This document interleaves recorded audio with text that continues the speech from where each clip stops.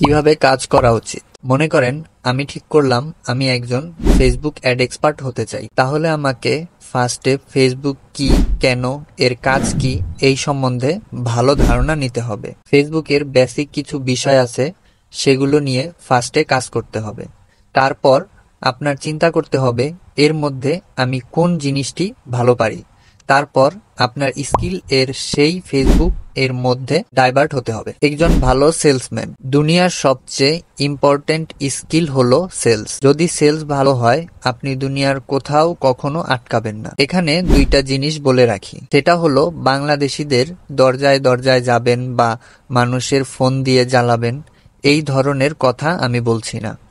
আমি বলছি যেখানে মানুষ আপনার কথা শুনে আপনার কাছ থেকে সলিউশন নিতে যাবে বা আপনার লেখা পড়ে আপনার প্রোডাক্ট বা সার্ভিস নিতে, ওই ধরনের সেলস শেখা। যদি আপনি এটার সাথে ইংলিশ কম্বাইন করতে পারেন তাহলেই হবে। আপনি বলতে পারেন যে ভাই আমি একজন সেলস এক্সপার্ট, আমাকে কোনো টাকা দিতে হবে না, আমি আমার জিনিস বিক্রি শুরু করি, প্রত্যেকটা প্রোডাক্টে 10% কমিশন নিব। দুনিয়ার এমন কোনো কোম্পানি নাই যে আপনাকে বলবে যে না আমি তোমাকে চাকরি দিব না। এই কাজগুলোই আপনাকে শিখতে হবে। এটাই একজন ভালো সেলসম্যানের বৈশিষ্ট্য। কিভাবে ধাপে ধাপে কাজ শিখবেন। আপনি যে 2টা 3টা 4টা কাজ শেখা শুরু করবেন, আগামী 6 মাসের মধ্যে শেখার চেষ্টা করুন। তারপর কাজ শুরু করবেন, কাজ করতে করতে আগামী 2 বছর বাকিটা শিখবেন। আগে আপনাকে 2-4টা স্কিল এর বেসিক ধারণা নিতে হবে।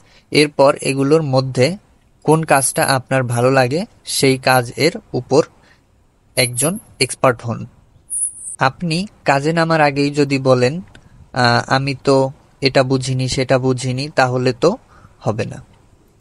আপনাকে দেখে দেখে শিখতে হবে। যেটা বুঝবেন না সেটা ইউটিউবে ভিডিও দেখবেন, ফার্স্টে নিজে সলভ করার ট্রাই করবেন। এভাবে করে আপনাকে কাজ করতে হবে এবং একজন এক্সপার্ট হয়ে উঠতে হবে। কিভাবে নর্মালাইজ থেকে ডিজিটালাইজড হচ্ছে পৃথিবী।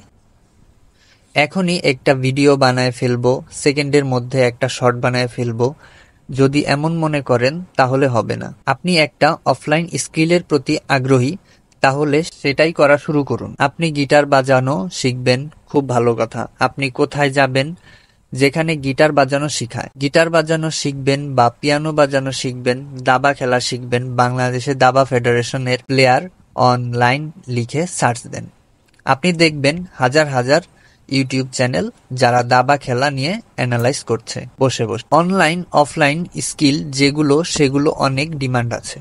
বেশিরভাগ মানুষ বুঝেছে তাদের অফলাইন স্কিলটাকে যদি তারা ট্রান্সফরমেশন করে অনলাইনে নিয়ে আসতে পারে তাহলে তাদের প্ল্যাটফর্মটা ধীরে ধীরে অনেক বড় হবে।